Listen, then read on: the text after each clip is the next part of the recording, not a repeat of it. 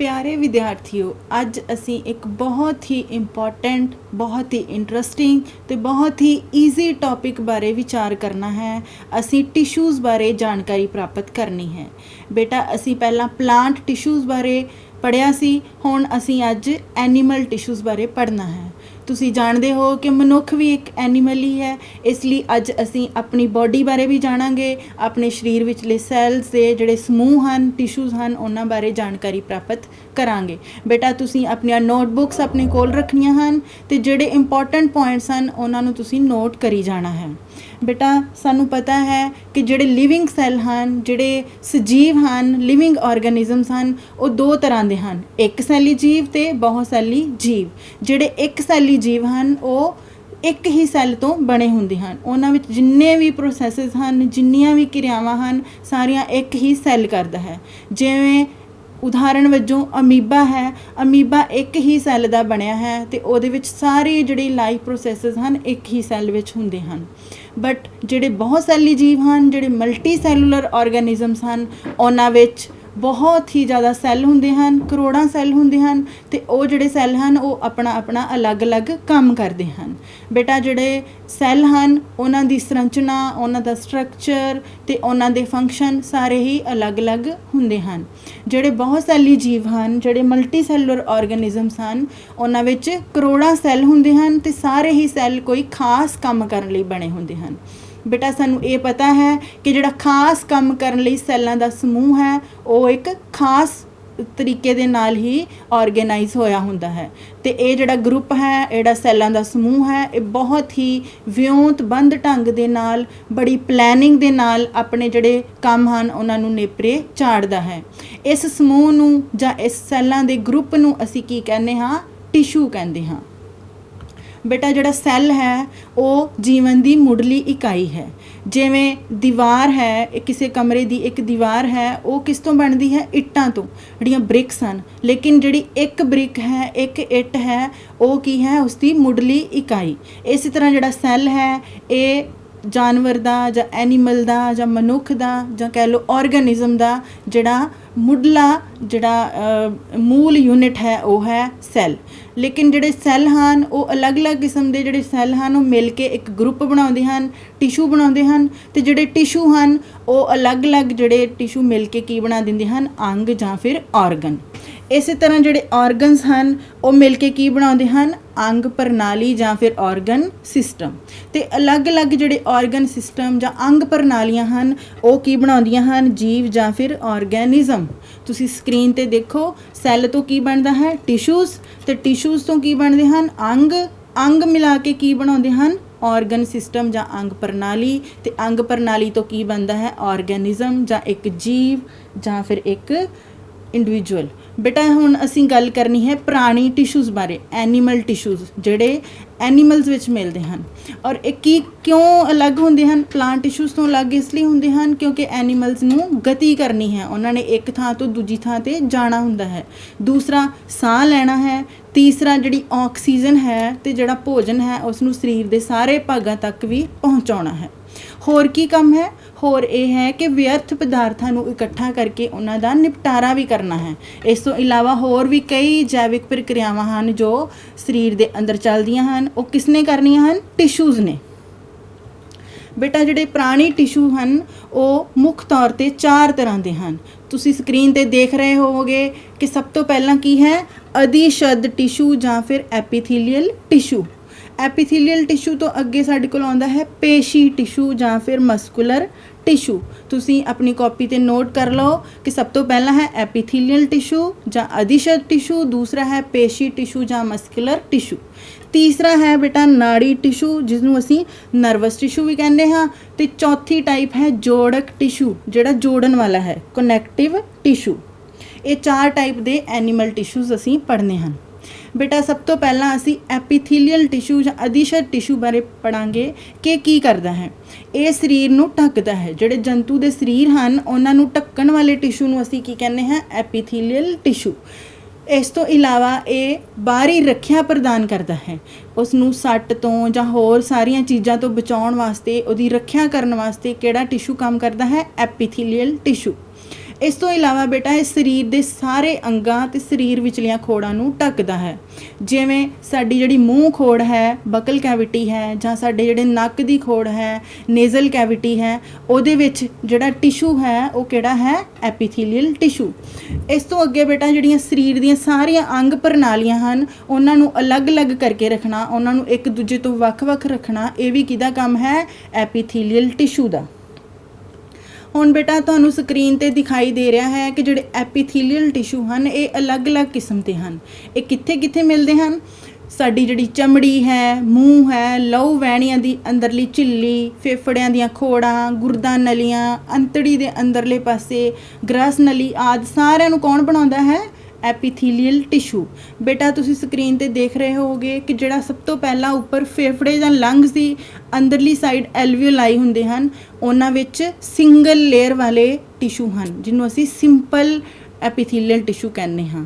ਉਸ ਤੋਂ ਅੱਗੇ ਬੇਟਾ ਤੁਸੀਂ ਦੇਖੋ ਗੁਰਦੇ ਜਾਂ ਕਿਡਨੀ ਦੇ ਅੰਦਰ ਜਿਹੜੇ ਸੈੱਲ ਹਨ ਉਹਨਾਂ ਨੂੰ ਵੀ ਜਿਹੜਾ ਹੈ ਐਪੀਥੀਲੀਅਲ ਟਿਸ਼ੂ ਹੀ ਬਣਾਉਂਦਾ ਹੈ। ਅੰਦਰ ਜਾਂ ਇੰਟੈਸਟਾਈਨ ਦੀ ਅੰਦਰਲੀ ਜਿਹੜੀ ਪਰਤ ਹੈ ਉਹ ਵੀ ਐਪੀਥੀਲੀਅਲ ਟਿਸ਼ੂ ਦੀ ਬਣੀ ਹੈ। ਇਸੇ ਤਰ੍ਹਾਂ ਜਿਹੜਾ ਸਾਡਾ ਰੈਸਪੀਰੇਟਰੀ ਟ੍ਰੈਕਟ ਹੈ ਜਾਂ ਸਾਡੀ ਜਿਹੜੀ ਭੋਜਨ ਨਲੀ ਹੈ, ਈਸੋਫੇਗਸ ਹੈ, ਉਸ ਦਾ ਅੰਦਰਲਾ ਪਾਸਾ ਵੀ ਐਪੀਥੀਲੀਅਲ ਟਿਸ਼ੂ ਨੇ ਹੀ ਬਣਾਇਆ ਹੈ। ਬੇਟਾ ਜਿਹੜੇ ਐਪੀਥੀਲੀਅਲ ਟਿਸ਼ੂ ਹਨ ਇਹਨਾਂ ਦਾ ਖਾਸ ਜਿਹੜਾ ਸਾਨੂੰ ਨੋਟ ਕਰਨ ਵਾਲੀ ਚੀਜ਼ ਹੈ ਉਹ ਕੀ ਹੈ ਕਿ ਇਹਦੇ ਵਿੱਚ ਸੈੱਲ ਨਾਲ ਪਏ ਹੁੰਦੇ ਹਨ ਤੇ ਇੱਕ ਬੱਝਵੀਂ ਤਹਿ ਬਣਾਉਂਦੇ ਹਨ।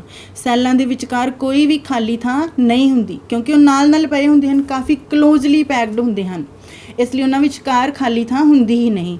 ਇਹਨਾਂ ਨੂੰ ਜਿਹੜਾ ਜੋੜਨ ਵਾਲਾ ਪਦਾਰਥ ਹੈ ਉਹ ਵੀ ਘੱਟ ਹੁੰਦਾ ਹੈ। ਕਿਉਂ ਘੱਟ ਹੁੰਦਾ ਹੈ? ਕਿਉਂਕਿ ਇਹ ਟਾਈਟਲੀ ਪੈਕ ਹੁੰਦੇ ਹਨ, ਕਲੋਜ਼ਲੀ ਪੈਕ ਹੁੰਦੇ ਹਨ, ਬਹੁਤ ਹੀ ਲਾਗੇ ਪਏ ਹੁੰਦੇ ਹਨ। ਇਸ ਲਈ ਜਿਹੜੇ ਸਰੀਰ ਦੇ ਅੰਦਰ ਆਉਣ ਵਾਲੇ ਤੇ ਸਰੀਰ ਤੋਂ ਬਾਹਰ ਜਾਣ ਵਾਲੇ ਪਦਾਰਥ ਹਨ ਉਹਨਾਂ ਨੂੰ ਸੈੱਲਾਂ ਦੀ ਤਹਿ ਵਿੱਚੋਂ ਲੰਘ ਕੇ ਹੀ ਜਾਣਾ ਪੈਂਦਾ ਹੈ। ਇਸ ਲਈ ਪਦਾਰਥਾਂ ਦੇ ਆਦਾਨ ਪ੍ਰਦਾਨ ਤੇ ਢੋਆ ਢੁਆਈ ਨੂੰ ਕੰਟਰੋਲ ਕਰਨ ਵਿੱਚ ਐਪੀਥੀਲੀਅਲ ਟਿਸ਼ੂ ਜਿਹੜਾ ਹੈ ਉਹ ਮੁੱਖ ਭੂਮਿਕਾ ਨਿਭਾਉਂਦਾ ਹੈ। ਬੇਟਾ ਨੈਕਸਟ ਹੈ ਸਾਡੇ ਕੋਲ ਜੋੜਕ ਟਿਸ਼ੂ ਜਾਂ ਕਨੈਕਟਿਵ ਟਿਸ਼ੂ। ਇਹਦੇ ਵਿੱਚ ਕੀ ਹੈ ਕਿ ਸੈੱਲ ਜਿਹੜੇ ਹਨ ਉਹ ਦੂਰ ਪਏ ਹੁੰਦੇ ਹਨ। ਤੁਸੀਂ ਸਕਰੀਨ ਤੇ ਦੇਖੋ ਸੈੱਲ ਕੀ ਹਨ? ਦੂਰ ਪਏ ਹੁੰਦੇ ਹਨ ਤੇ ਸੈੱਲ ਜਿਹੜੇ ਹਨ ਇੱਕ ਅੰਤਰ ਸੈਲੀ ਮੈਟ੍ਰਿਕਸ ਵਿੱਚ ਖੁੱਬੇ ਹੁੰਦੇ ਹਨ ਜਿਸ ਨੂੰ ਅਸੀਂ ਕੀ ਕਹਿੰਦੇ ਹਾਂ? ਇੰਟਰਸੈਲੂਲਰ ਮੈਟ੍ਰਿਕਸ। ਕਿਹਦੇ ਵਿੱਚ ਪਏ ਹੁੰਦੇ ਹਨ ਸੈੱਲ? ਅੰਤਰ ਸੈਲੀ ਮੈਟ੍ਰਿਕਸ ਵਿੱਚ ਪਏ ਹੁੰਦੇ ਹਨ। ਇਹ ਮੈਟ੍ਰਿਕਸ ਜਿਹੜਾ ਹੈ ਇਹ ਜੈਲੀ ਵਰਗਾ, ਤਰਲ, ਗਾੜਾ ਜਾਂ ਕਠੋਰ ਵੀ ਹੋ ਸਕਦਾ ਹੈ। ਇਹ ਤਰਲ ਵੀ ਹੋ ਸਕਦਾ ਹੈ ਲਿਕੁਇਡ ਟਾਈਪ, ਜਾਂ ਥੋੜਾ ਜਿਹਾ ਗਾੜਾ ਜਾਂ ਬਹੁਤ ਕਠੋਰ ਵੀ ਹੋ ਸਕਦਾ ਹੈ। ਬੇਟਾ ਸਾਡੇ ਕੋਲ ਜੋੜਕ ਟਿਸ਼ੂ ਕਿਸ ਤਰ੍ਹਾਂ ਦੇ ਹਨ? ਸਭ ਤੋਂ ਪਹਿਲਾਂ ਹੈ ਸਾਡੇ ਕੋਲ ਲਹੂ ਜਾਂ ਬਲੱਡ। ਨੈਕਸਟ ਹੈ ਸਾਡੇ ਕੋਲ ਹੱਡੀ ਜਾਂ ਅਸਥੀ ਕਹਿੰਦੇ ਹਾਂ ਅਸੀਂ ਉਸਨੂੰ, ਇੰਗਲਿਸ਼ ਵਿੱਚ ਅਸੀਂ ਉਸਨੂੰ ਬੋਨ ਕਹਿੰਦੇ ਹਾਂ, ਤੇ ਅੱਗੇ ਲਿਗਾਮੈਂਟਸ ਐਂਡ ਟੈਂਡਨਸ। ਇਹਨਾਂ ਬਾਰੇ ਅਸੀਂ ਡਿਟੇਲ 'ਚ ਅੱਗੇ ਪੜਾਂਗੇ। ਬੇਟਾ ਅੱਗੇ ਸਾਡੇ ਕੋਲ ਉਪ ਅਸਥੀ ਜਾਂ ਕਾਰਟਿਲੇਜ ਹੈ। ਨੈਕਸਟ ਹੈ ਸਾਡੇ ਕੋਲ ਏਰੀਓਲਰ ਟਿਸ਼ੂ ਤੇ ਫਿਰ ਹੈ ਸਾਡੇ ਕੋਲ ਚਰਬੀਲਾ ਟਿਸ਼ੂ ਜਾਂ ਐਡੀਪੋਜ਼ ਟਿਸ਼ੂ। ਇਹ ਜੋੜਕ ਟਿਸ਼ੂ ਜਾਂ ਕਨੈਕਟਿਵ ਟਿਸ਼ੂ ਦੀਆਂ ਅਲੱਗ-ਅਲੱਗ ਕਿਸਮਾਂ ਹਨ। ਕਿਹੜੀਆਂ ਕਿਸਮਾਂ ਹਨ? ਲਹੂ, ਹੱਡੀ, ਉਪ ਅਸਥੀ, ਏਰੀਓਲਰ ਟਿਸ਼ੂ ਤੇ ਚਰਬੀਲਾ ਟਿਸ਼ੂ। ਬੇਟਾ ਹੁਣ ਤੁਸੀਂ ਸਕਰੀਨ ਤੇ ਦੇਖ ਰਹੇ ਹੋ ਕਿ ਜਿਹੜਾ ਜੋੜਕ ਟਿਸ਼ੂ ਹੈ ਉਸ 'ਤੇ ਤੁਹਾਨੂੰ ਅਲੱਗ-ਅਲੱਗ ਸਟਰਕਚਰ ਦਿਖਾਈ ਦੇ ਰਹੇ ਹਨ। ਸਭ ਤੋਂ ਪਹਿਲਾਂ ਤੁਹਾਨੂੰ ਲਹੂ ਜਾਂ ਬਲੱਡ ਦੇ ਸੈੱਲ ਦਿਖਾਈ ਦੇ ਰਹੇ ਹਨ। ਇਸ ਦੀ ਜਿਹੜੀ ਸੰਰਚਨਾ ਹੈ, ਸਟਰਕਚਰ ਹੈ, ਉਹ ਅਲੱਗ ਕਿਸਮ ਦਾ ਹੈ। ਅੱਗੇ ਚਰਬੀਲਾ ਟਿਸ਼ੂ ਹੈ, ਜਿਹੜਾ ਚਰਬੀ ਦਾ ਹਿੱਸਾ ਹੈ ਸਾਡੇ ਸਰੀਰ ਵਿੱਚ। ਐਡੀਪੋਜ਼ ਟਿਸ਼ੂ ਹੈ, ਉਹ ਦੇਖੋ ਗੋਲ ਸੈੱਲ ਹਨ ਜਿਹੜੇ ਕਿ ਤੁਹਾਨੂੰ ਦਿਖਾਈ ਦੇ ਰਹੇ ਹਨ। ਇਸ ਤੋਂ ਅੱਗੇ ਏਰੀਓਲਰ ਟਿਸ਼ੂ ਹਨ ਜਿਨ੍ਹਾਂ ਦੇ ਵਿੱਚ ਬਹੁਤ ਸਾਰੀ ਏਅਰ ਕੈਵਿਟੀਜ਼ ਹੁੰਦੀਆਂ ਹਨ, ਖਾਲੀ ਜਗ੍ਹਾ ਹੁੰਦੀ ਹੈ। ਨੈਕਸਟ ਸਾਡੇ ਕੋਲ ਹੱਡੀ ਜਾਂ ਕੰਪੈਕਟ ਬੋਨ ਹੈ ਤੇ ਅੱਗੇ ਸਾਡੇ ਕੋਲ ਉਪ ਅਸਥੀ ਆ ਜਾਂਦੀ ਹੈ। ਇਸ ਤੋਂ ਅੱਗੇ ਬੇਟਾ ਅਸੀਂ ਡਿਟੇਲ ਵਿੱਚ ਹੁਣ ਲਹੂ ਬਾਰੇ ਪੜਾਂਗੇ ਕਿ ਲਹੂ ਕਿਸ ਤਰ੍ਹਾਂ ਦਾ ਜੋੜਕ ਟਿਸ਼ੂ ਹੈ। ਜਿਹੜਾ ਸਾਡਾ ਲਹੂ ਜਾਂ ਬਲੱਡ ਹੈ ਇਸ ਦੀ ਮੈਟ੍ਰਿਕਸ ਤਰਲ ਹੁੰਦੀ ਹੈ। ਕਿਸ ਤਰ੍ਹਾਂ ਦੀ ਹੁੰਦੀ ਹੈ? ਤਰਲ। ਜਿਵੇਂ ਮੈਂ ਪਹਿਲੇ ਤੁਹਾਨੂੰ ਦੱਸਿਆ ਕਿ ਮੈਟ੍ਰਿਕਸ ਤਰਲ ਵੀ ਹੋ ਸਕਦੀ ਹੈ ਤੇ ਸੋਲਿਡ ਵੀ ਹੋ ਸਕਦੀ ਹੈ, ਲੇਕਿਨ ਜਿਹੜੀ ਲਹੂ ਦੀ ਮੈਟ੍ਰਿਕਸ ਹੈ ਇਹ ਤਰਲ ਹੁੰਦੀ ਹੈ। ਇਸ ਨੂੰ ਅਸੀਂ ਕੀ ਕਹਿੰਦੇ ਹਾਂ? ਪਲਾਜ਼ਮਾ। ਇਸ ਨੂੰ ਅਸੀਂ ਪਲਾਜ਼ਮਾ ਕਹਿੰਦੇ ਹਾਂ। ਲਹੂ ਦੀ ਮੈਟ੍ਰਿਕਸ ਨੂੰ ਪਲਾਜ਼ਮਾ ਕਹਿੰਦੇ ਹਾਂ ਜੋ ਤਰਲ ਹੁੰਦੀ ਹੈ। ਇਸ ਪਲਾਜ਼ਮਾ ਵਿੱਚ ਸਾਡੇ ਕੋਲ ਪ੍ਰੋਟੀਨ, ਨਮਕ ਤੇ ਹਾਰਮੋਨ ਹੁੰਦੇ ਹਨ। ਪਲਾਜ਼ਮਾ ਜਿਹੜਾ ਕਿਸ ਚੀਜ਼ ਦਾ ਬਣਿਆ ਹੈ? ਪ੍ਰੋਟੀਨ, ਨਮਕ ਅਤੇ ਹਾਰਮੋਨ ਦਾ। ਬੇਟਾ ਇਸ ਤੋਂ ਇਲਾਵਾ ਇਹ ਜਿਹੜਾ ਪਲਾਜ਼ਮਾ ਹੈ ਇਹਦੇ ਵਿੱਚ 3 ਤਰ੍ਹਾਂ ਦੇ ਸੈੱਲ ਪਏ ਹੁੰਦੇ ਹਨ। ਕਿਹੜੇ ਸੈੱਲ ਹਨ? ਲਾਲ ਰਕਤਾਣੂ, ਚਿੱਟੇ ਰਕਤਾਣੂ ਤੇ ਪਲੇਟਲੈਟਸ। ਲਾਲ ਰਕਤਾਣੂ ਨੂੰ ਅਸੀਂ RBC ਜਾਂ ਰੈੱਡ ਬਲੱਡ ਕਾਰਪਸਲਸ ਵੀ ਕਹਿੰਦੇ ਹਾਂ। ਚਿੱਟੇ ਜਾਂ ਸਫੇਦ ਰਕਤਾਣੂ ਨੂੰ ਅਸੀਂ ਵਾਈਟ ਬਲੱਡ ਕਾਰਪਸਲਸ ਜਾਂ ਫਿਰ WBC ਕਹਿੰਦੇ ਹਾਂ। ਬੇਟਾ ਨੈਕਸਟ ਥਰਡ ਟਾਈਪ ਹੈ ਸਾਡੇ ਕੋਲ ਪਲੇਟਲੈਟਸ। ਬੇਟਾ ਤੁਸੀਂ ਸੁਣਿਆ ਹੋਵੇਗਾ ਜਦੋਂ ਕਈ ਵਾਰ ਕਿਸੇ ਨੂੰ ਡੇਂਗੂ ਹੋ ਜਾਂਦਾ ਹੈ, ਡੇਂਗੂ ਬੁਖਾਰ ਹੋ ਜਾਂਦਾ ਹੈ ਤਾਂ ਕਹਿ ਦਿੰਦੇ ਹਨ ਕਿ ਇਹਦੇ ਸੈੱਲ ਘਟ ਗਏ ਹਨ। ਉਹ ਸੈੱਲ ਕਿਹੜੇ ਹੁੰਦੇ ਹਨ? ਉਹ ਪਲੇਟਲੈਟਸ ਹੁੰਦੇ ਹਨ। ਪਲੇਟਲੈਟਸ ਜਿਹੜੇ ਹਨ ਉਹ ਜੇ ਬਲੱਡ ਵਿੱਚ ਘਟ ਜਾਣ ਤਾਂ ਅਸੀਂ ਕਹਿੰਦੇ ਹਾਂ ਕਿ ਜਿਹੜਾ ਬੰਦੇ ਨੂੰ ਡੇਂਗੂ ਹੋਇਆ ਹੈ ਉਸ ਕਾਰਨ ਇਹ ਘਟ ਗਏ ਹਨ। ਹੁਣ ਬੇਟਾ ਅੱਗੇ ਦੇਖੋ, ਤੁਸੀਂ ਸਕਰੀਨ ਤੇ ਦੇਖ ਸਕਦੇ ਹੋ ਕਿ ਜਿਹੜੇ ਲਹੂ ਦੇ ਘਟਕ ਹਨ ਅਲੱਗ-ਅਲੱਗ ਤੁਹਾਨੂੰ ਦਿਖਾਏ ਗਏ ਹਨ। ਲਾਲ ਰਕਤਾਣੂ ਜਾਂ RBCs ਜਿਹੜੇ ਹਨ ਉਹਨਾਂ ਦਾ ਸਟਰਕਚਰ ਅਲੱਗ ਟਾਈਪ ਦਾ ਤੁਹਾਨੂੰ ਦਿਖਾਈ ਦੇ ਰਿਹਾ ਹੈ। ਇਹਨਾਂ ਦਾ ਰੰਗ ਲਾਲ ਹੁੰਦਾ ਹੈ ਕਿਉਂਕਿ ਇਹਨਾਂ ਵਿੱਚ ਹੀਮੋਗਲੋਬਿਨ ਹੁੰਦਾ ਹੈ।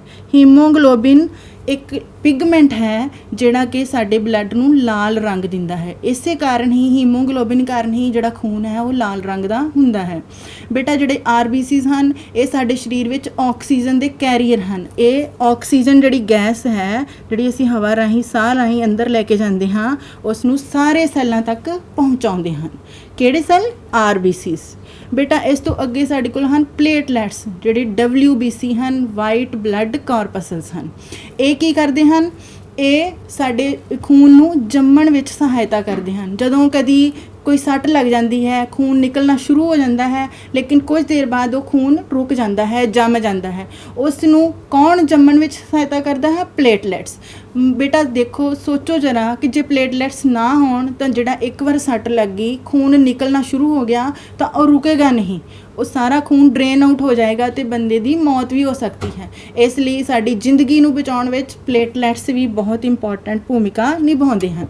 ਬੇਟਾ ਨੈਕਸਟ ਦੇਖੋ, ਸਫੈਦ ਰਕਤਾਣੂ ਜਾਂ WBC। ਇਹ ਕੀ ਕਰਦੇ ਹਨ? ਇਹ ਬਾਡੀ ਦੇ ਇੱਕ ਤਰ੍ਹਾਂ ਨਾਲ ਸਿਪਾਹੀ ਜਾਂ ਸੋਲਜਰ ਹਨ। ਇਹ ਬਾਡੀ ਦੀ ਆਰਮੀ ਹਨ। ਇਹ ਬਾਡੀ ਨੂੰ, ਸਾਡੇ ਸਰੀਰ ਨੂੰ ਇਨਫੈਕਸ਼ਨਸ ਤੋਂ ਜਾਂ ਬਿਮਾਰੀਆਂ ਤੋਂ ਬਚਾ ਕੇ ਰੱਖਦੇ ਹਨ। ਬੇਟਾ ਜਦੋਂ ਵੀ ਕਦੀ ਸਾਨੂੰ ਕੋਈ ਬਿਮਾਰੀ ਜਾਂ ਕੋਈ ਦੇ ਜੀਵਾਣੂ ਸਾਡੇ ਸਰੀਰ ਵੱਲ ਆਉਂਦੇ ਹਨ ਤਾਂ ਇੱਕ ਡਿਫੈਂਸ ਲਾਈਨ ਬਣੀ ਹੋਈ ਹੈ। ਉਹ ਡਿਫੈਂਸ ਲਾਈਨ ਜਾਂ ਉਹ ਜਿਹੜੇ ਸੋਲਜਰ ਹਨ, ਜਿਵੇਂ ਸਾਡੀ ਦੇਸ਼ ਦੇ ਬਾਰਡਰ ਦੇ ਉੱਤੇ ਆਰਮੀ ਖੜੀ ਹੁੰਦੀ ਹੈ, ਸਿਪਾਹੀ ਖੜੇ ਹੁੰਦੇ ਹਨ, ਸਾਡੇ ਦੇਸ਼ ਦੀ ਦੁਸ਼ਮਣਾਂ ਤੋਂ ਰੱਖਿਆ ਕਰਦੇ ਹਨ। ਇਸੇ ਤਰ੍ਹਾਂ ਜਿਹੜੇ ਸਫੈਦ ਰਕਤਾਣੂ ਜਾਂ WBC ਹਨ ਉਹ ਵੀ ਸਾਡੇ ਸਰੀਰ ਨੂੰ ਇਨਫੈਕਸ਼ਨਾਂ ਤੋਂ, ਬਿਮਾਰੀਆਂ ਤੋਂ, ਜੀਵਾਣੂਆਂ ਤੋਂ ਬਚਾ ਕੇ ਰੱਖਦੇ ਹਨ। ਬੇਟਾ ਨੈਕਸਟ ਸਾਡੇ ਕੋਲ ਆ ਗਏ ਲਹੂ ਦੇ ਕੰਮ। ਜਿਵੇਂ ਮੈਂ ਹੁਣੇ ਹੀ ਤੁਹਾਨੂੰ ਦੱਸਿਆ ਹੈ ਕਿ ਬਿਮਾਰੀਆਂ ਨਾਲ ਲੜਨ ਦੀ ਸ਼ਕਤੀ ਕੌਣ ਦਿੰਦਾ ਹੈ? ਸਫੇਦ ਰਕਤਾਣੂ ਜਾਂ ਫਿਰ WBC। ਜਿਹੜਾ ਖੂਨ ਦਾ ਜੰਮ ਜਾਣਾ ਹੈ, ਜਿਹੜਾ ਬਲੱਡ ਕਲੌਟਿੰਗ ਹੈ, ਉਹ ਕੌਣ ਕਰਦਾ ਹੈ? ਪਲੇਟਲੈਟਸ। ਇਸੇ ਤਰ੍ਹਾਂ ਸਰੀਰ ਵਿੱਚ ਗੈਸਾਂ, ਜਿਹੜੀ ਆਕਸੀਜਨ ਤੇ ਕਾਰਬਨ ਡਾਈਆਕਸਾਈਡ ਹੈ, ਉਸ ਨੂੰ ਸਰੀਰ ਦੇ ਹਰੇਕ ਸੈੱਲ ਤੱਕ ਕੌਣ ਪਹੁੰਚਾਉਂਦਾ ਹੈ? RBC। ਨੈਕਸਟ ਬੇਟਾ ਜਿਹੜੇ ਸਾਡਾ ਪਚਿਆ ਹੋਇਆ ਭੋਜਨ ਹੈ, ਸਾਡੇ ਸਰੀਰ ਵਿੱਚ ਹਾਰਮੋਨ ਹਨ ਤੇ ਵਿਅਰਥ ਪਦਾਰਥ ਹਨ, ਉਹਨਾਂ ਦਾ ਸੰਚਾਰ ਵੀ ਜਾਂ ਉਹਨਾਂ ਨੂੰ ਇੱਕ ਭਾਗ ਤੋਂ ਸਰੀਰ ਦੇ ਦੂਜੇ ਭਾਗ ਤੱਕ ਲੈ ਕੇ ਜਾਣ ਦਾ ਕੰਮ ਕੌਣ ਕਰਦਾ ਹੈ? ਲਹੂ ਹੀ ਕਰਦਾ ਹੈ। ਇਸ ਤਰ੍ਹਾਂ ਲਹੂ ਜਿਹੜਾ ਹੈ, ਜਿਹੜਾ ਖੂਨ ਹੈ, ਉਹ ਇੱਕ ਬਹੁਤ ਹੀ ਇੰਪੋਰਟੈਂਟ ਕੰਟੈਂਟ ਹੈ ਸਾਡੀ ਬਾਡੀ ਦਾ, ਸਾਡੇ ਇਮਿਊਨ ਸਿਸਟਮ ਦਾ। ਬੇਟਾ ਅੱਗੇ ਸਾਡੇ ਕੋਲ ਹੈ ਹੱਡੀ ਜਾਂ ਅਸਥੀ। ਇਹ ਵੀ ਇੱਕ ਜੋੜਕ ਟਿਸ਼ੂ ਹੀ ਹੈ। ਹੱਡੀ ਜਿਹੜੀ ਹੈ ਉਹ ਪਿੰਜਰ ਦਾ ਨਿਰਮਾਣ ਕਰਕੇ ਸਰੀਰ ਨੂੰ ਆਕਾਰ ਪ੍ਰਦਾਨ ਕਰਦੀ ਹੈ। ਸਾਡੀ ਬਾਡੀ ਨੂੰ ਇੱਕ ਸਕੈਲਟਨ ਜਿਹੜਾ ਹੈ ਫਾਰਮ ਦਿੰਦਾ ਹੈ, ਇੱਕ ਸਟਰਕਚਰ ਦਿੰਦਾ ਹੈ, ਇੱਕ ਫਿਕਸ ਸ਼ੇਪ ਦਿੰਦਾ ਹੈ। ਉਹ ਕੌਣ ਕਰਦਾ ਹੈ? ਹੱਡੀ। ਬੇਟਾ ਜਿਹੜੀ ਹੱਡੀ ਹੈ ਇਹ ਪੇਸ਼ੀਆਂ ਨਾਲ ਵੀ ਜੁੜੀ ਹੁੰਦੀ ਹੈ, ਜਿਹੜੇ ਮਸਲਸ ਹਨ ਉਹਨਾਂ ਦੇ ਨਾਲ ਵੀ ਜੁਆਇੰਟ ਹੁੰਦੀ ਹੈ ਤੇ ਇਹ ਸਰੀਰ ਦੇ ਮੁੱਖ ਅੰਗਾਂ ਨੂੰ ਸਹਾਰਾ ਵੀ ਦਿੰਦੀ ਹੈ। ਦੂਸਰਾ ਜਿਹੜੀ ਹੱਡੀ ਹੈ ਮਜ਼ਬੂਤ ਅਤੇ ਕਠੋਰ ਵੀ ਹੁੰਦੀ ਹੈ। ਹੱਡੀ ਜਿਹੜੀ ਹੈ ਇਹ ਸੈੱਲ, ਇਹਦੇ ਹੱਡੀ ਦੇ ਜਿਹੜੇ ਸੈੱਲ ਹਨ ਇਹ ਕੈਲਸ਼ੀਅਮ ਅਤੇ ਫਾਸਫੋਰਸ ਦੀ ਬਣੀ ਕਠੋਰ ਮੈਟ੍ਰਿਕਸ ਵਿੱਚ ਧੱਸੇ ਹੁੰਦੇ ਹਨ। ਮੈਟ੍ਰਿਕਸ ਕਿਸ ਚੀਜ਼ ਦੀ ਬਣੀ ਹੈ? ਕੈਲਸ਼ੀਅਮ ਅਤੇ ਫਾਸਫੋਰਸ ਦੀ। ਜਿਹੜੀ ਮੈਟ੍ਰਿਕਸ ਹੈ ਜਿਹਦੇ ਵਿੱਚ ਹੱਡੀ ਸੈੱਲ ਹਨ ਇਹ ਕਿਸ ਚੀਜ਼ ਦੀ ਬਣੀ ਹੈ? ਕੈਲਸ਼ੀਅਮ ਅਤੇ ਫਾਸਫੋਰਸ ਦੀ ਬਣੀ ਹੁੰਦੀ ਹੈ। ਬੇਟਾ ਅੱਗੇ ਸਾਡੇ ਕੋਲ ਹੱਡੀ ਜਿਹੜੀ ਹੈ ਇਹਦੇ ਦੋ ਸਾਨੂੰ ਟਾਈਪਸ ਹਨ, ਲਿਗਾਮੈਂਟਸ ਐਂਡ ਟੈਂਡਨਸ। ਲਿਗਾਮੈਂਟ ਕੀ ਹੁੰਦੇ ਹਨ ਤੇ ਟੈਂਡਨ ਕੀ ਹੁੰਦੇ ਹਨ? ਜਦੋਂ ਦੋ ਹੱਡੀਆਂ ਆਪਸ ਵਿੱਚ ਜੁੜੀਆਂ ਹੁੰਦੀਆਂ ਹਨ ਤਾਂ ਕਿਸ ਤਰੀਕੇ ਨਾਲ ਜੁੜਦੀਆਂ ਹਨ? ਲਿਗਾਮੈਂਟ ਰਾਹੀਂ। ਮਤਲਬ ਦੋ ਹੱਡੀਆਂ ਨੂੰ ਆਪਸ ਵਿੱਚ ਕੌਣ ਜੋੜਦਾ ਹੈ? ਲਿਗਾਮੈਂਟ। ਤੇ ਜਿਹੜਾ ਇੱਕ ਹੱਡੀ ਤੇ ਇੱਕ ਪੇਸ਼ੀ ਨੂੰ ਜਿਹੜਾ ਜੋੜਦਾ ਹੈ, ਕਿਸੇ ਹੱਡੀ ਨੂੰ ਕਿਸੇ ਮਸਲ ਨਾਲ ਜਿਹੜਾ ਜੋੜਦਾ ਹੈ ਉਹ ਕੌਣ ਹੈ? ਟੈਂਡਨ। ਕੌਣ ਜੋੜਦਾ ਹੈ? ਟੈਂਡਨ। ਜਿਹੜਾ ਲਿਗਾਮੈਂਟ ਹੈ ਇਹ ਬਹੁਤ ਜ਼ਿਆਦਾ ਲਚਕੀਲਾ ਹੁੰਦਾ ਹੈ। ਜਿਹੜਾ ਟੈਂਡਨ ਹੈ ਥੋੜ੍ਹਾ ਜਿਹਾ ਘੱਟ ਲਚਕੀਲਾ ਹੁੰਦਾ ਹੈ। ਲਚਕੀਲਾ ਤਾਂ ਹੈ ਪਰ ਥੋੜ੍ਹਾ ਜਿਹਾ ਘੱਟ। ਲਿਗਾਮੈਂਟ ਬਹੁਤ ਹੀ ਮਜ਼ਬੂਤ ਹੁੰਦਾ ਹੈ, ਟੈਂਡਨ ਵੀ ਮਜ਼ਬੂਤ ਹੁੰਦਾ ਹੈ, ਲੇਕਿਨ ਜਿਹੜਾ ਲਿਗਾਮੈਂਟ ਹੈ ਇਹਦੇ ਵਿੱਚ ਮੈਟ੍ਰਿਕਸ ਘੱਟ ਹੁੰਦੀ ਹੈ। ਜਿਹੜਾ ਟੈਂਡਨ ਹੈ ਉਹ ਰੇਸ਼ੇਦਾਰ ਹੁੰਦਾ ਹੈ। ਬੇਟਾ ਹੁਣ ਦੁਬਾਰਾ ਤੋਂ ਇੱਕ ਵਾਰ ਦੱਸਣ ਲੱਗੀ ਹਾਂ ਕਿ ਲਿਗਾਮੈਂਟ ਕਿਹੜੇ ਹਨ? ਜਿਹੜੇ ਦੋ ਹੱਡੀਆਂ ਨੂੰ ਆਪਸ ਵਿੱਚ ਜੋੜਦੇ ਹਨ। ਦੋ ਬੋਨਸ ਨੂੰ ਆਪਸ ਵਿੱਚ ਜੋੜਨ ਵਾਲਾ ਲਿਗਾਮੈਂਟ ਹੁੰਦਾ ਹੈ, ਅਤੇ ਇੱਕ ਹੱਡੀ ਨੂੰ ਦੂਸਰੀ ਪੇਸ਼ੀ ਦੇ ਨਾਲ ਜਾਂ ਹੱਡੀ ਨੂੰ ਮਸਲਸ ਦੇ ਨਾਲ ਜੋੜਨ ਵਾਲਾ ਕੌਣ ਹੈ? ਟੈਂਡਨ। ਬੇਟਾ ਨੈਕਸਟ ਸਾਡੇ ਕੋਲ ਆ ਗਈ ਉਪ ਅਸਥੀ ਜਾਂ ਕਾਰਟਿਲੇਜ। ਇਹ ਵੀ ਇੱਕ ਜੋੜਕ ਟਿਸ਼ੂ ਹੈ। ਇਹਦੇ ਵਿੱਚ ਜਿਹੜੇ ਸੈੱਲ ਹਨ ਉਹ ਬਹੁਤ ਦੂਰ ਦੂਰ ਪਏ ਹੁੰਦੇ ਹਨ, ਠੀਕ ਹੈ। ਅਤੇ ਇਹਦੀ ਜਿਹੜੀ ਮੈਟ੍ਰਿਕਸ ਹੈ ਉਹ ਕਿਹੜੀ ਹੁੰਦੀ ਹੈ? ਸੋਲਿਡ ਜਾਂ ਫਿਰ ਠੋਸ। ਬੇਟਾ ਜਿਹੜੀ ਇਹ ਮੈਟ੍ਰਿਕਸ ਹੈ ਉਪ ਅਸਥੀ ਦੀ ਜਿਹੜੀ ਮੈਟ੍ਰਿਕਸ ਹੈ ਇਹ ਕਾਹਦੀ ਬਣੀ ਹੈ? ਖੰਡ ਅਤੇ ਪ੍ਰੋਟੀਨ ਦੇ ਅਣੂਆਂ ਦੀ। ਇਸ ਤੋਂ ਅੱਗੇ ਬੇਟਾ ਉਪ ਅਸਥੀ ਦਾ ਕੰਮ ਕੀ ਹੈ? ਇਹ ਹੱਡੀ ਦੀ ਸਤ੍ਹਾ ਅਤੇ ਜੋੜਾਂ ਨੂੰ ਪੱਧਰਾ ਰੱਖਦੀ ਹੈ, ਉਹਨੂੰ ਸਮੂਥ ਬਣਾ ਕੇ ਰੱਖਦੀ ਹੈ। ਇਹ ਕਿੱਥੇ ਹੁੰਦੀ ਹੈ ਉਪ ਅਸਥੀ? ਇਹ ਨੱਕ, ਕੰਨ, ਸਾਹ ਨਲੀ ਅਤੇ ਕੰਠ ਵਿੱਚ ਹੁੰਦੀ ਹੈ। ਕੰਠ ਜਿਹੜਾ ਲੇਰਿੰਗਸ ਹੈ, ਜਿਹੜਾ ਸਾਡਾ ਸਾਊਂਡ ਬਾਕਸ ਹੈ, ਵਾਇਸ ਬਾਕਸ ਹੈ, ਜਿਹਦੇ ਨਾਲ ਸਾਡੀ ਆਵਾਜ਼ ਨਿਕਲਦੀ ਹੈ, ਉੱਥੇ ਵੀ ਕਿਹੜੀ ਹੁੰਦੀ ਹੈ? ਉਪ ਅਸਥੀ। ਬੇਟਾ ਜਿਹੜੀ ਤੁਸੀਂ ਦੇਖਦੇ ਹੋ ਬੋਨ ਅਤੇ ਉਪ ਅਸਥੀ ਵਿੱਚ ਅੰਤਰ ਕੀ ਹੈ? ਅਸਥੀ ਔਰ ਉਪ ਅਸਥੀ ਵਿੱਚ ਬੇਟਾ ਜਿਹੜੀ ਤੁਹਾਡੀ ਕੰਨ ਦੀ ਉਪ ਅਸਥੀ ਹੈ ਤੁਸੀਂ ਇਸ ਨੂੰ ਹਿਲਾ ਕੇ ਦੇਖ ਸਕਦੇ ਹੋ। ਤੁਹਾਡੀ ਨੱਕ ਦੀ ਵੀ ਤੁਸੀਂ ਹਿਲਾ ਕੇ ਦੇਖੋ, ਟਿਪ ਆਪਣੀ ਜਿਵੇਂ ਮੈਂ ਹਿਲਾ ਰਹੀ ਹਾਂ, ਇਹ ਕੀ ਹੈ?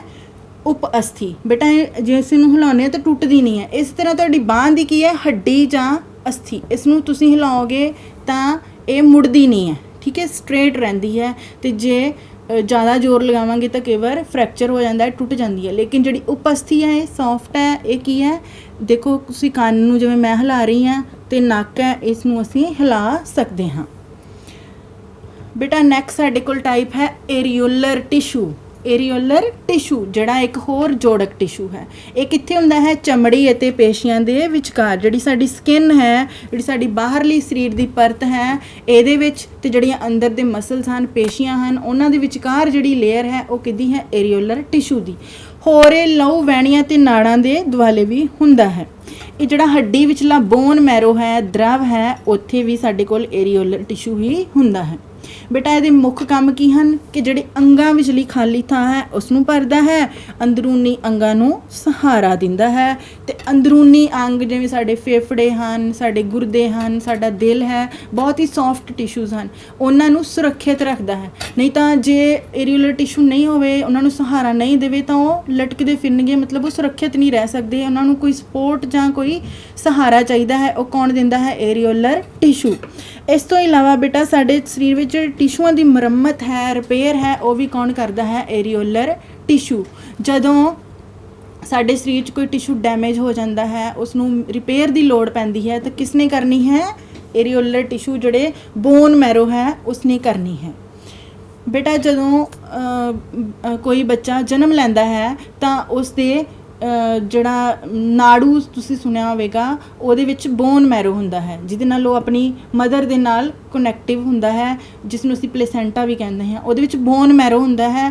ਅੱਜ ਕੱਲ੍ਹ ਉਸ ਬੋਨ ਮੈਰੋ ਨੂੰ ਉਹਦੇ ਵਿਚਲੇ ਸਟੈਮ ਸੈੱਲਸ ਨੂੰ ਸਟੈਮ ਸੈੱਲ ਬੈਂਕਾਂ ਵਿੱਚ ਜਮ੍ਹਾਂ ਕੀਤਾ ਜਾਂਦਾ ਹੈ, ਅਤੇ ਬਾਅਦ ਵਿੱਚ ਜਦੋਂ ਕਦੀ ਲੋੜ ਪਵੇ ਤਾਂ ਉਸ ਤੋਂ ਜਿਹੜੇ ਨਵੇਂ ਟਿਸ਼ੂ ਹਨ ਉਹ ਬਣਾਏ ਜਾ ਸਕਦੇ ਹਨ। ਇਸ ਲਈ ਬੋਨ ਮੈਰੋ ਬਹੁਤ ਹੀ ਇੰਪੋਰਟੈਂਟ ਹੈ। ਬੇਟਾ ਹੁਣ ਤੁਸੀਂ ਡਾਇਗਰਾਮ ਦੇਖ ਰਹੇ ਹੋ ਪੇਸ਼ੀ ਟਿਸ਼ੂ ਦੀ, ਮਸਕੂਲਰ ਟਿਸ਼ੂਜ਼ ਦੀ। ਜਿਹੜੇ ਪੇਸ਼ੀ ਟਿਸ਼ੂ ਹਨ, ਮਸਕੂਲਰ ਟਿਸ਼ੂ ਹਨ, ਇਹ ਬਹੁਤ ਹੀ ਇੰਪੋਰਟੈਂਟ ਹਨ ਔਰ ਇਹ 3 ਤਰ੍ਹਾਂ ਦੇ ਹਨ। ਸਭ ਤੋਂ ਪਹਿਲਾਂ ਤੁਸੀਂ ਦੇਖ ਰਹੇ ਹੋ ਦਿਲ ਪੇਸ਼ੀ ਜਾਂ ਕਾਰਡਿਕ ਮਸਲਸ, ਜਿਹੜੇ ਕਿ ਬੇਟਾ ਸਾਡੇ ਦਿਲ ਵਿੱਚ ਹੁੰਦੇ ਹਨ। ਜਿਹੜਾ ਸਾਡਾ ਦਿਲ ਹੈ 24 ਘੰਟੇ ਕੰਮ ਕਰਦਾ ਹੈ, ਉਸ ਵਿੱਚ ਕਿਹੜੇ ਟਿਸ਼ੂ ਹਨ? ਦਿਲ ਪੇਸ਼ੀ ਜਾਂ ਕਾਰਡਿਕ ਮਸਲਸ। ਇਸ ਤੋਂ ਅੱਗੇ ਬੇਟਾ ਸਾਡੇ ਕੋਲ ਧਾਰੀਦਾਰ ਜਾਂ ਪਿੰਜਰ ਪੇਸ਼ੀ ਹੈ, ਜਿਸ ਨੂੰ ਅਸੀਂ ਸਕੈਲਟਲ ਮਸਲਸ ਕਹਿੰਦੇ ਹਾਂ। ਇਹ ਜਿਹੜੇ ਹਨ ਇਹ ਧਾਰੀ ਵਾਲੇ ਹੁੰਦੇ ਹਨ, ਇਹਨਾਂ ਵਿੱਚ ਧਾਰੀਆਂ ਹਨ। ਤੁਹਾਨੂੰ ਦਿਖਾਈ ਦੇ ਰਿਹਾ ਹੈ ਕਿ ਕੁਝ ਲਾਈਟ ਬੈਂਡਸ ਹਨ ਅਤੇ ਕੁਝ ਡਾਰਕ ਬੈਂਡਸ ਹਨ। ਤੁਸੀਂ ਸਟਰਕਚਰ ਦੇਖੋ ਕਿ ਇੱਕ ਇਹਨਾਂ ਵਿੱਚ ਲਾਈਟ ਲਾਈਨ ਬਣੀ ਹੋਈ ਹੈ ਅਤੇ ਇੱਕ ਡਾਰਕ ਹੈ। ਇਹ ਕਿਹੜੀਆਂ ਹਨ? ਇਹਨਾਂ ਦੀਆਂ ਧਾਰੀਆਂ। ਤਾਂ ਹੀ ਇਹਨਾਂ ਨੂੰ ਅਸੀਂ ਧਾਰੀਦਾਰ ਜਾਂ ਧਾਰੀ ਸਹਿਤ ਮਸਲ ਕਹਿੰਦੇ ਹਾਂ। ਪਿੰਜਰ ਪੇਸ਼ੀ ਜਾਂ ਸਕੈਲਟਲ ਮਸਲ ਵੀ ਕਹਿੰਦੇ ਹਾਂ। ਇਸ ਤੋਂ ਅੱਗੇ ਬੇਟਾ ਧਾਰੀ ਰਹਿਤ ਪੇਸ਼ੀਆਂ ਹਨ, ਜਿਨ੍ਹਾਂ ਵਿੱਚ ਧਾਰੀਆਂ ਨਹੀਂ ਹੁੰਦੀਆਂ। ਇਹਨਾਂ ਵਿੱਚ ਤੁਸੀਂ ਦੇਖਦੇ ਹੋ ਧਾਰੀਆਂ ਨਹੀਂ ਹਨ। ਇਹ ਕੀ ਹਨ? ਧਾਰੀ ਰਹਿਤ ਪੇਸ਼ੀਆਂ। ਹੁਣ ਬੇਟਾ ਅਸੀਂ ਇਹਨਾਂ ਵਿੱਚ ਡਿਫਰੈਂਸ ਦੇਖਾਂਗੇ ਕਿ ਦਿਲ ਪੇਸ਼ੀ, ਧਾਰੀਦਾਰ ਪੇਸ਼ੀ ਤੇ ਧਾਰੀ ਰਹਿਤ ਪੇਸ਼ੀ ਵਿੱਚ ਡਿਫਰੈਂਸ ਕੀ ਹੈ। ਬੇਟਾ ਜਿਹੜੀ ਦਿਲ ਪੇਸ਼ੀ ਹੈ ਉਹਦੇ ਸੈੱਲ ਜਿਹੜੇ ਹਨ ਵੇਲਣਾਕਾਰ ਹੁੰਦੇ ਹਨ, ਸ਼ਾਖਤ ਹੁੰਦੇ ਹਨ ਤੇ ਇੱਕ ਕੇਂਦਰਕ ਵਾਲੇ ਹੁੰਦੇ ਹਨ। ਮੈਂ ਤੁਹਾਨੂੰ ਦੁਬਾਰਾ ਡਾਇਗਰਾਮ ਦਿਖਾਉਂਦੀ ਹਾਂ ਕਿ ਦਿਲ ਪੇਸ਼ੀ ਵਿੱਚ ਜਿਹੜੇ ਹਨ ਵੇਲਣਾਕਾਰ ਮਤਲਬ ਲੰਬੇ ਤੇ ਨਾਲ ਕੀ ਹਨ? ਸ਼ਾਖਤ। ਦੇਖੋ ਸ਼ਾਖਾਵਾਂ ਨਿਕਲ ਰਹੀਆਂ ਹਨ, ਇਹਦੇ ਵਿੱਚ ਇੱਕ ਸ਼ਾਖਾ ਨਿਕਲ ਰਹੀ ਹੈ, ਇੱਕ ਸੈੱਲ ਤੋਂ ਹੀ ਦੂਜੇ ਸੈੱਲ ਦੀ ਬ੍ਰਾਂਚ ਨਿਕਲ ਰਹੀ ਹੈ, ਇਸ ਲਈ ਇਹਦੇ ਵਿੱਚ ਕੀ ਹਨ? ਸ਼ਾਖਤ ਸੈੱਲ ਹਨ। ਦੂਸਰਾ ਇਹਨਾਂ ਵਿੱਚ ਕੀ ਹੈ? ਕੇਂਦਰਕ ਹੁੰਦਾ ਹੈ, ਇੱਕ ਹੀ ਕੇਂਦਰਕ ਹੁੰਦਾ ਹੈ। ਬੇਟਾ ਜਿਹੜੀ ਧਾਰੀਦਾਰ ਪੇਸ਼ੀ ਹੈ ਉਹਦੇ ਵਿੱਚ ਕੀ ਹਨ? ਸੈੱਲ ਲੰਬੇ ਹਨ, ਵੇਲਣਾਕਾਰ ਹਨ ਤੇ ਬਿਨਾਂ ਸ਼ਾਖਾ ਵਾਲੇ ਹਨ। ਦੇਖੋ ਤੁਹਾਨੂੰ ਇਹਦੇ ਵਿੱਚ ਸੈੱਲ ਦਿਖ ਰਹੇ ਹਨ ਪਰ ਸ਼ਾਖਾਵਾਂ ਨਹੀਂ ਦਿਖਦੀਆਂ। ਨੈਕਸਟ ਦੇਖੋ ਕਿ ਇਹਦੇ ਵਿੱਚ ਕੇਂਦਰਕ ਵੀ ਬਹੁਤ ਜ਼ਿਆਦਾ ਹੁੰਦੇ ਹਨ। ਕੇਂਦਰਕ ਦੇਖੋ ਇੱਕ ਸੈੱਲ ਵਿੱਚ ਹੀ ਕਿੰਨੇ ਕੇਂਦਰਕ ਹੁੰਦੇ ਹਨ। ਇਸ ਤੋਂ ਅੱਗੇ ਬੇਟਾ ਸਾਡੇ ਕੋਲ ਧਾਰੀ ਰਹਿਤ ਪੇਸ਼ੀ ਹੈ। ਇਸ ਵਿੱਚ ਕੀ ਹੈ? ਸੈੱਲ ਲੰਬੇ ਹੁੰਦੇ ਹਨ ਤੇ ਤਿੱਖੇ ਸਿਰਿਆਂ ਵਾਲੇ ਹੁੰਦੇ ਹਨ ਤੇ ਇਹਨਾਂ ਵਿੱਚ ਕੇਂਦਰਕ ਵੀ ਇੱਕ ਹੀ ਹੁੰਦਾ ਹੈ। ਬੇਟਾ ਜਿਹੜੀ ਦਿਲ ਪੇਸ਼ੀ ਹੈ ਉਹ ਕਿੱਥੇ ਹੁੰਦੀ ਹੈ? ਸਿਰਫ ਦਿਲ ਵਿੱਚ। ਜਿਹੜਾ ਸਾਡਾ ਦਿਲ ਹੈ, ਸਾਡੇ ਸਰੀਰ ਵਿੱਚ ਦਿਲ ਹੁੰਦਾ ਹੈ, ਉੱਥੇ ਹੀ ਦਿਲ ਪੇਸ਼ੀ ਹੈ, ਦਿਲ ਨੂੰ ਹੀ ਬਣਾਉਂਦੀ ਹੈ। ਜਿਹੜਾ ਧਾਰੀਦਾਰ ਜਾਂ ਪਿੰਜਰ ਪੇਸ਼ੀ ਹੈ ਉਹ ਸਾਡੇ ਮਸਲਸ ਨੂੰ, ਜਿਹੜੇ ਸਾਡੇ ਸਕੈਲਟਨ ਦੇ ਮਸਲਸ ਹਨ ਉਹਨਾਂ ਨੂੰ ਬਣਾਉਂਦੀ ਹੈ। ਜਿਹੜੇ ਸਾਡੇ ਸਰੀਰ ਦੀਆਂ ਵੱਖ-ਵੱਖ ਹਿੱਸੇ ਹਨ, ਹੱਥ, ਲੱਤਾਂ, ਉਹਨਾਂ ਵਿੱਚ ਕਿਹੜੀ ਪੇਸ਼ੀ ਹੁੰਦੀ ਹੈ? ਧਾਰੀਦਾਰ। ਇਸ ਤੋਂ ਅੱਗੇ ਹੈ ਧਾਰੀ ਰਹਿਤ ਪੇਸ਼ੀ। ਉਹ ਕਿੱਥੇ ਹੁੰਦੀ ਹੈ? ਸਾਡਾ ਜਿਹੜਾ ਮਿਹਦਾ ਹੈ, ਮੂੰਹ ਹੈ, ਸਾਡਾ ਆਇਰਸ ਹੈ, ਭੋਜਨ ਨਲੀ ਦੀਆਂ ਕੰਧਾਂ ਹਨ, ਉੱਥੇ ਕਿਹੜੀਆਂ ਹਨ? ਧਾਰੀ ਰਹਿਤ ਪੇਸ਼ੀਆਂ ਜਾਂ ਫਿਰ ਸਮੂਥ ਮਸਲਸ। ਨੈਕਸਟ ਬੇਟਾ ਤੁਸੀਂ ਡਾਇਗਰਾਮ 'ਚ ਫਿਰ ਦੇਖ ਰਹੇ ਹੋ ਕਿ ਜਿਹੜੀ ਪਿੰਜਰ ਪੇਸ਼ੀ ਹੈ, ਦੇਖੋ ਉਹਦੇ ਵਿੱਚ ਕੀ ਹਨ? ਤੁਹਾਨੂੰ ਦਿਖਾਈ ਦੇ ਰਹੀਆਂ ਹਨ ਧਾਰੀਆਂ ਦਿਖਾਈ ਦੇ ਰਹੀਆਂ ਹਨ ਤੇ ਇਹਦੇ ਵਿੱਚ ਇੱਕ ਕੇਂਦਰਕ ਹੈ। ਤੇ ਕਿੱਥੇ ਹੁੰਦੀ ਹੈ? ਸਾਡੇ ਜਿਹੜੇ ਪਿੰਜਰ ਦੇ ਜਿਹੜੇ ਸਕੈਲਟਨ ਮਸਲਸ ਹਨ, ਜਿਵੇਂ ਸਾਡੀਆਂ ਬਾਹਾਂ ਹਨ, ਸਾਡੀਆਂ ਲੱਤਾਂ ਹਨ, ਉੱਥੇ ਕਿਹੜੀ ਹੁੰਦੀ ਹੈ? ਪਿੰਜਰ ਪੇਸ਼ੀ। ਇਸ ਨੂੰ ਅਸੀਂ ਇਸ਼ਤ ਪੇਸ਼ੀ ਵੀ ਕਹਿੰਦੇ ਹਾਂ। ਇਸ਼ਤ ਜਾਂ ਫਿਰ ਵਲੰਟਰੀ ਮਸਲਸ। ਬੇਟਾ ਇਸ਼ਤ ਜਾਂ ਵਲੰਟਰੀ ਮਸਲਸ ਦਾ ਮਤਲਬ ਹੈ ਕਿ ਸਾਡੀ ਇੱਛਾ ਦੇ ਅਨੁਸਾਰ ਚੱਲਦੇ ਹਨ, ਸਾਡੀ ਮਰਜ਼ੀ ਦੇ ਅਨੁਸਾਰ ਚੱਲਦੇ ਹਨ। ਜਦੋਂ ਸਾਡੀ ਇੱਛਾ ਹੁੰਦੀ ਹੈ, ਜਦੋਂ ਸਾਡੀ ਮਰਜ਼ੀ ਹੁੰਦੀ ਹੈ ਤਾਂ ਅਸੀਂ ਆਪਣੀ ਹੱਥ ਨੂੰ, ਅਸੀਂ ਲੱਤ ਨੂੰ, ਅਸੀਂ ਆਪਣੀ ਬਾਂਹ ਨੂੰ ਹਿਲਾ ਲੈਂਦੇ ਹਾਂ। ਜਦੋਂ ਸਾਡੀ ਇੱਛਾ ਹੁੰਦੀ ਹੈ ਤਾਂ ਨਹੀਂ ਹਿਲਾਉਂਦੇ। ਇਹਦਾ ਮਤਲਬ ਹੈ ਕਿ ਸਾਡੇ ਕੰਟਰੋਲ ਦੇ ਵਿੱਚ ਹਨ। ਜਦੋਂ ਅਸੀਂ ਚਾਹੀਏ ਤਾਂ ਇਹਨਾਂ ਦੀ ਵਰਤੋਂ ਕਰ ਸਕਦੇ ਹਾਂ, ਜਦੋਂ ਨਹੀਂ ਤਾਂ ਅਸੀਂ ਨਹੀਂ ਕਰਦੇ।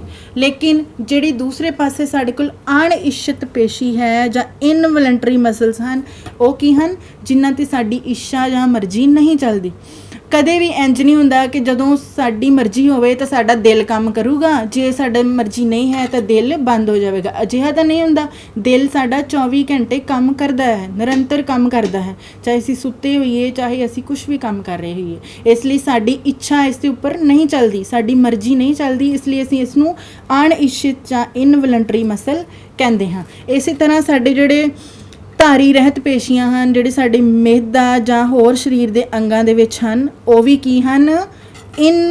ਅਣਇੱਛਤ ਪੇਸ਼ੀਆਂ ਹਨ। ਉਹ ਵੀ ਇਨਵਲੰਟਰੀ ਮਸਲਸ ਹਨ। ਉਹਨਾਂ ਉੱਪਰ ਵੀ ਸਾਡੀ ਇੱਛਾ ਨਹੀਂ ਚੱਲਦੀ, ਉਹ ਸਾਡੀ ਮਰਜ਼ੀ ਨਾਲ ਕੰਮ ਨਹੀਂ ਕਰਦੇ, ਉਹ ਵੀ ਆਪਣੇ ਹਿਸਾਬ ਨਾਲ ਕੰਮ ਕਰੀ ਜਾਂਦੇ ਹਨ। ਬੇਟਾ ਉੱਪਰ ਸਟਰਕਚਰ 'ਚ ਦੇਖੋ ਕਿ ਜਿਹੜੀਆਂ ਧਾਰੀ ਰਹਿਤ ਪੇਸ਼ੀਆਂ ਹਨ, ਇਹਨਾਂ ਵਿੱਚ ਕੋਈ ਧਾਰੀਆਂ ਤੁਹਾਨੂੰ ਨਜ਼ਰ ਨਹੀਂ ਆ ਰਹੀਆਂ। ਇਹਨਾਂ ਵਿੱਚ ਸਿਰਫ ਇੱਕ ਕੇਂਦਰਕ ਨਜ਼ਰ ਆ ਰਿਹਾ ਹੈ ਤੇ ਜਿਹੜੇ ਸੈੱਲ ਹਨ ਉਹ ਲੰਬੇ ਤੇ ਤਿੱਖੇ ਸਿਰਿਆਂ ਵਾਲੇ ਹਨ। ਦੇਖੋ ਸਪਿੰਡਲ ਸ਼ੇਪਡ ਹਨ। ਇਸ ਲਈ ਜਿਹੜੀਆਂ ਧਾਰੀ ਰਹਿਤ ਪੇਸ਼ੀਆਂ ਹਨ ਉਹਨਾਂ ਨੂੰ ਧਾਰੀ ਰਹਿਤ ਕਹਿੰਦੇ ਹਾਂ।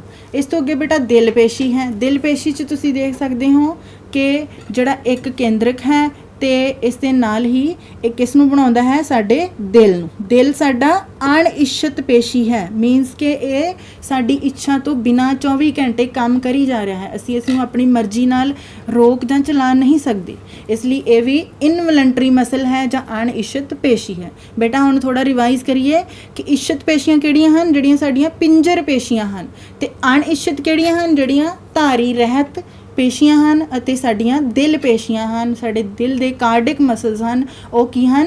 ਇਨਵਲੰਟਰੀ ਮਸਲਸ।